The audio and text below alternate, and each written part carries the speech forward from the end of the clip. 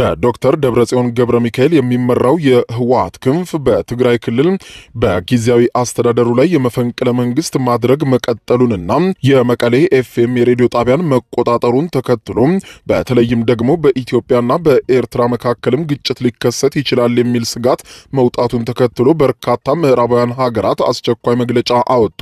የአሜሪካ፣ የዩናይትድ ኪንግደም፣ የኒውዚላንድ፣ የጃፓን፣ የኖርዌይ፣ የቤልጂየም፣ የቡልጋሪያ፣ የቼክ ሪፐብሊክ፣ የዴንማርክ፣ የጀርመን፣ የአየርላንድ፣ የግሪክ፣ የስፔን፣ የፈረንሳይ፣ የጣሊያን፣ የሉክሰምበርግ፣ የሃንጋሪ፣ የኔዘርላንድ፣ የኦስትሪያ፣ የፖርቹጋል፣ የሮሜኒያ፣ የስሎቬኒያ፣ የፊንላንድ፣ የስዊድን ኤምባሲዎችና የአውሮፓ ህብረት ልዑክ በኢትዮጵያ አስቸኳይ የጋራ መግለጫ አውጥተዋል።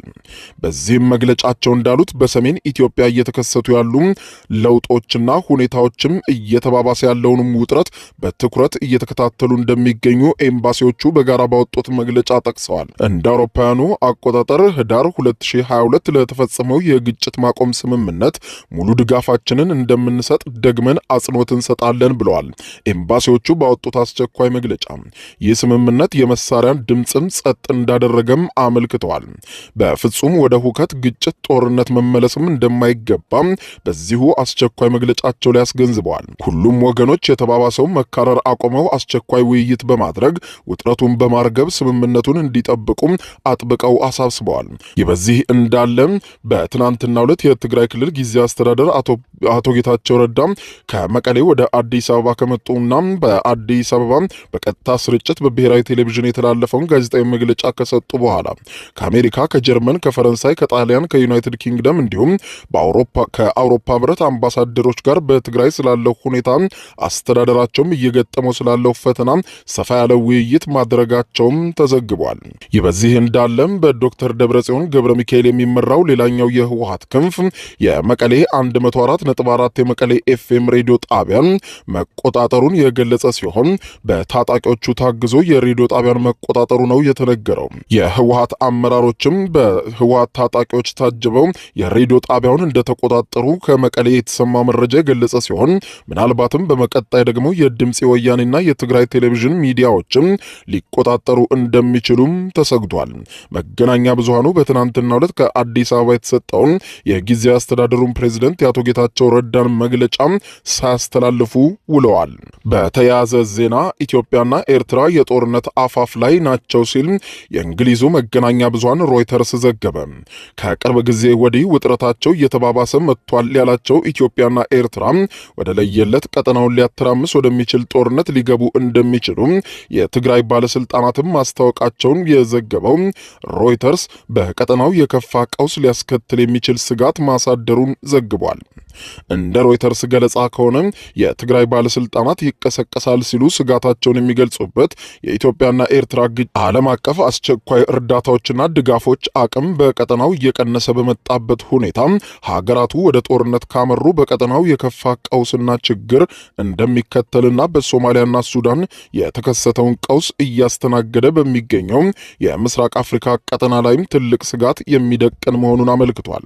በኢትዮጵያና ኤርትራ መካከል በየትኛውም ጊዜ ጦርነት ሊቀሰቀስ ይችላል ሲሉ በአፍሪካ ሪፖርት መጽሔት ላይ ከዚህ ቀደም ሐሳባቸውን ያሰፈሩት ከትግራይ ክልል ጊዜያዊ አስተዳደር ምክትል ፕሬዝደንት ጀነራል ጻድቃን ገብረትንሳይ ይህም ለአካባቢው ከፍተኛ ቀውስ የሚያስከትል መሆኑን አስታውሰው እንደነበረ የገለጸው ሮይተርስ በዚህም በሰሜን ኢትዮጵያ ተቀስቅሶ በነበረው ግጭት በሺዎች የሚቆጠሩ ዜጎች ሕይወታቸውን ማጣታቸውንና ብዙዎችም ለከፋ ቀውስ መዳረጋቸውን ያስታወሰው ዘገባው ከፕሪቶሪያው የሰላም ስምምነት ወዲህ እየሻከረ የመጣው የኢትዮጵያና ኤርትራ ግንኙነት ወደ ተባባሰ ግጭት ሊወስደው በሚችል ሁኔታ ላይ በተለይም ደግሞ ከሰላም ስምምነቱ በኋላ በጊዜያዊ አስተዳደር ውስጥ የተሾመውና በነ ዶክተር ደብረጽዮን ገብረ ሚካኤል የሚመራው የህወሓት ቡድን ክፍፍል ውስጥ መግባቱ መሆኑን በማንሳት አቶ ጌታቸው ረዳም የሚመራው የክልሉ ጊዜያዊ አስተዳደር በነ ዶክተር ደብረጽዮን የሚመራው ኃይል ከኤርትራ ባለስልጣናት ጋር ትብብር በማድረግ ከኢትዮጵያ መንግስት ጋር ግጭት ውስጥ የመግባት ፍላጎት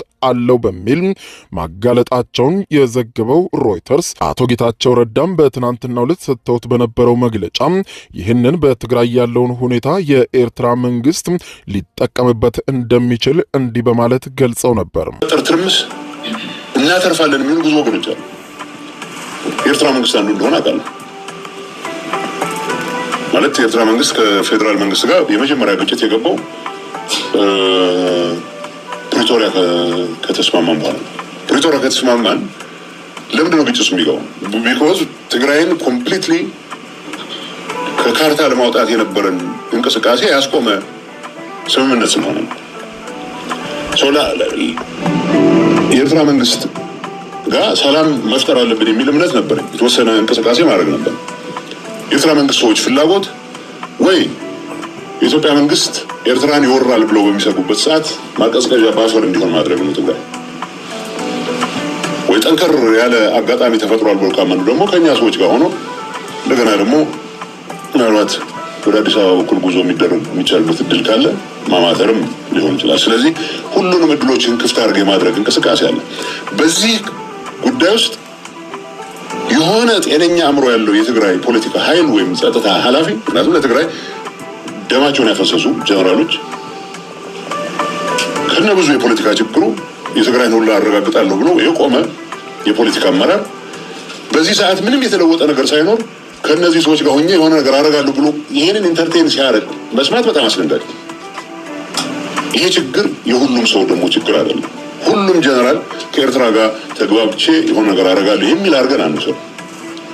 ሁሉም ፖለቲከኛ ከኤርትራ ጋር ተግባብቼ ቅድም ያልኳችሁ ጭር ካለ አደጋ ላይ እንወድቃለን የሚሉ ወገኖች ግን ራሳቸውን ሃይስት ቢደር እንደሚባለው ከፍ ያለ ዋጋ ላቀረቡ ብቻ ሳይሆን እዚህ ትርጉም የሌለው ዋጋ ላቀረበ ሰውም ቢሆን አገልጋይ ለመሆን ዝግጁ ሲሆን ይታያል። በተወሰነ ደረጃ ከዚህ ትርምስ ውስጥ እንድንገባ ከማድረግ አንጻር ይህንንም ኃይል ለመጠቀም እንቅስቃሴ የሚያደርጉ ቡድኖች እንዳሉ አውቃለሁ። እዚህ እንዳለ በትናንትናው ዕለት አቶ ጌታቸው ረዳ መግለጫ ከሰጡ በኋላ ትናንትና መሻሹም በዶክተር ደብረጽዮን ገብረ ሚካኤል የሚመራው ሌላኛው የህወሓት ቡድን ባወጣው መግለጫ አቶ ጌታቸው ረዳ ከአዲስ አበባ የሰጡትን መግለጫ ክህደት ሲል ጠርቶታል። እያደረግኩ ያለው የህግ ማስከበር ዘመቻ ነው የሚለው በዶክተር ደብረጽዮን ገብረ ሚካኤል የሚመራው የህወሓት ቡድን በመግለጫው እንዳለው እርምጃው እንደሚቀጥል ገልጾ የፕሪቶሪያው የሰላም ስምምነት እንዳይፈርስ ከፌዴራል መንግስቱ ጋር መነጋገር እንደሚፈልግ ጭምር ይገልጻል። በዚህ እንዳለ ተዘግቶ የቆየው የመቀሌ ከንቲባ ጽህፈት ቤት በዶክተር ደብረጽዮን ገብረ ሚካኤል ታጣቂዎች ቁጥጥር ስር መውደቁን ተከትሎ በትግራይ ክልል ጊዜያዊ አስተዳደር ፕሬዝዳንት አቶ ጌታቸው ረዳ የተሾሙት አቶ ብርሃነ ገብረ ኢየሱስ በመቀሌና በአጠቃላይ በትግራይ ስላለው ሁኔታ ተከታዩን ብለዋል። በመቀሌና ሌሎች ወረዳዎች በወታደራዊ ኃይል ስልጣን እየተቆጣጠሩ ናቸው። በትግራይ ሰላምና ዴሞክራሲም እንዳይሰፍን እየሰሩ ቆይተዋል። እነዚህ ጥቂቶች አሁን ደግሞ ይህን ጠባብ ቡድን ደግፈው ለራሳቸው ከተጠያቂነት ለመዳን በመቀሌ 2 አርሚዎች አስገብተዋል። በዚህም ህዝቡን እያስጨነቁ በወታደር ነው ወደ ጽህፈት ቤት የገቡት። በአዲ ጉደም ትናንት አንድ ወጣት ተገድሏል። ታጋይ የነበረ ወጣት ነው። በመቀሌ የተለያዩ ክፍለ ከተሞችም በተመሳሳይ ትናንትና ከትናንት በስቲያ ሰፊ የሰራዊት እንቅስቃሴ እያደረጉ ህዝቡንና ወጣቱን እያስጨነቁት ነው። በወቅታዊ የትግራይ ክልል ሁኔታም ሆነ እንዲሁም በቀጠናው ጉዳይ ላይ ጉዳዩ በቀጥታ የሚመለከተው የኢትዮጵያ ፌዴራል መንግስት ዘገባ እስከተጠናከረበት ሰዓት ድረስ ያወጣው መግለጫ የለም። በሌላ ዜና በአሜሪካው ፕሬዝዳንት ዶናልድ ትራምፕ የቀረበውን የተኩስ አቁም ጥሪ ዩክሬን ሙሉ በሙሉ ስትቀበል የሩሲያው ፕሬዝዳንት ቭላዲሚር ፑቲን ደግሞ ከፕሬዝዳንት ትራምፕ የቀረበውን የ30 ቀናት የተኩስ አቁም ስምምነት ሐሳብ በመርህ ደረጃ እንደሚቀበሉት አስታወቁ። ፑቲን ምሽቱን ለጋዜጠኞች በሰጡት መግለጫ ዘላቂ ሰላምን ማምጣትና የዚህን ቀውስ መንስኤ ሙሉ በሙሉ ማስወገድ አለብን ሲሉ ተደምጠዋል። ፑቲን አክለውም ጠብን ለማቆም በአሜሪካው ፕሬዝዳንት በቀረበው ሐሳብ እንስማማለን፣ ሐሳቡ ግን ትክክል ነው፣ እንደግፈዋለን ሲሉም ነው በመግለጫቸው ላይ ያነሱት። በዩክሬን ውስጥ ጦርነቱ ማብቃት አለበት ያሉት ፑቲን የተኩስ አቁም ሐሳቡ ጥሩ ነው፣ ሙሉ በሙሉ እንደግፋለን፣ ነገር ግን ከአሜሪካ ጋር በቅድሚያ ልንወያይባቸው የሚገቡ ወሳኝ ጉዳዮች አሉ ሲሉም ተናግረዋል። ፕሬዝዳንት ፑቲን ሐሳቡ ጥሩ ቢሆንም ነገር ግን ከአሜሪካ ጋር ተወያይተን አንዳንድ ጉዳዮች ላይ መስማማት ካልቻልን በስተቀር የተኩስ አቁሙን በመርህ ደረጃ እንጂ ሙሉ በሙሉ አንቀበልም ብለዋል። ለ3 ዓመታት በዘለቀው የሩሲያና ዩክሬን ጦርነት ሩሲያም በዩክሬን ላይ ከባድ ጥቃቶችን መፈጸም መቀጠሏ የተገለጸ ሲሆን የሩሲያና ዩክሬንን ጦርነት በአንድ ቀን ውስጥ አስቆማለሁ ሲሉ የቆዩት የአሜሪካው ፕሬዝደንት ዶናልድ ትራምፕ ከሩሲያ አቻቸው ቭላዲሚር ፑቲን ጋር ለመምከር ልዩ መልእክተኛቸው ስቲቭ ዊትኮፍን ወደ ሞስኮ መላካቸውን ያስታወቀው ዊዮን ኒውስ በዘገባው አሁንም ድረስ ከሩሲያ ከፍተኛ ሚሳኤልና ድሮን ጥቃት የምትገኘው ዩክሬን በተለይም ደግሞ ከአንድ ዓመት በፊት በሩሲያ ላይ ድንገተኛ ጥቃት በመፈጸም ከሩሲያ ኃይሎች እጅ አስለቅቃት የነበረው የኩርስክ አካባቢዎች የሩሲያ ጦር በድጋሚ ሙሉ በሙሉ እየተቆጣጠረው እንደሚገኝ የሩሲያው ፕሬዝደንት ቭላዲሚር ፑቲንም ለጦር አዛዣቸው የኩርስክ አካባቢን በሚመለከት በሰጡት አስቸኳይ ትዕዛዝም ሁለት ነገሮች እንድታስቡ ፈልጋለሁ ሲሉ አንደኛው ጉዳይ አካባቢው ሙሉ በሙሉ ነፃ ማውጣት ሲሆን ሁለተኛው ደግሞ የደህንነት ቀጠና መፍጠር ነው ሲሉ ሩሲያም በጦርነቱ ጉዳይ ወደ ኋላ እንደማትመለስ በተደጋጋሚ በዚሁ የቴሌቪዥን መግለጫቸው ላይ ሲናገሩ ተደምጠዋል። ተከታታይ የአየርና የድሮን ጥቃቶችን እንዲሁም የሰሜን ኮሪያ ወታደሮችን ድጋፍ ሳይቀር ማሰለፍ የቻለችው ሩሲያ በዩክሬን ላይ ከባድ እርምጃ መውሰድ መቀጠሏን የጠቆመው ዘገባው በዚህም ደግሞ የዩክሬን የመከላከያ አቅም እየተፈተነ መሆኑን ጠቅሶ ባለፈው ዓመት የዩክሬን ጦር በሩሲያ ጦር ላይ ድንገተኛ ጥቃት በመክፈት የተቆጣጠራቸውን አብዛኛው አካባቢዎች ክፍል በ5 ቀናት ዘመቻ ብቻ የሩሲያ ኃይሎች መልሰው መቆጣጠር የቻሉ ሲሆን የሩሲያ ወታደሮች በኩርስክ የሚገኙ ከ30 ሺህ በላይ የሚሆኑ የዩክሬን ወታደሮችን ሙሉ በሙሉ መክበባቸውንና ከዩክሬን ዋናው ማዘዣ ጣቢያ መቆረጣቸውን ያስታወቁ ሲሆን የአቅርቦት መስመራቸው መቋረጡን ሩሲያም በአካባቢው ከ24 በላይ የሚሆኑ መንደሮችን መቆጣጠሯንና እነዚህን ከ30 ሺህ በላይ የሚሆኑ የዩክሬን ወታደሮችን መክበቧን በተመለከተ የዩክሬኑ ፕሬዝደንት ቮሎዲሚር ዜሌንስኪ ወታደሮቻቸውን ከከበባ ለማውጣት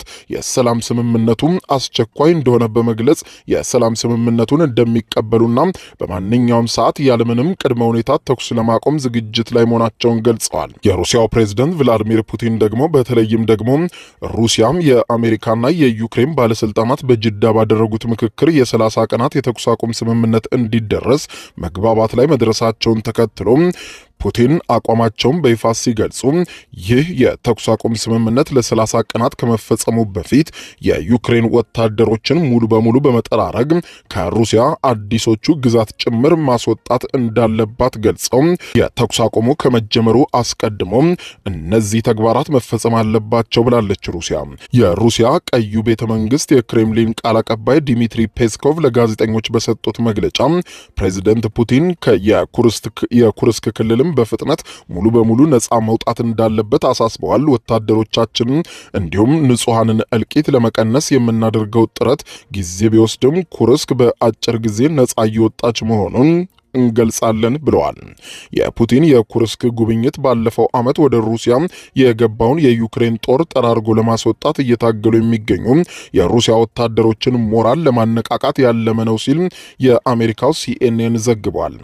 ዩክሬን በነሐሴ ወር 2024 የሩሲያዋን ኩርስክ ክልል የተቆጣጠረችው ከሞስኮ ጋር ለምታደርገው የተኩስ አቁም ድርድር እንደ መንደርደሪያ ወይም እንደ መያዣ እንዲሆናት በማሰብ ነበር። በኩርስክ ክልል የሚያዙ የዩክሬን ወታደሮች እንደ ሽብርተኛ ይቆጠራሉ ያሉት ፑቲን ስትይዟቸው ሽብርተኛ መሆናቸውን አትርሱ ሲሉ ተደምጠዋል።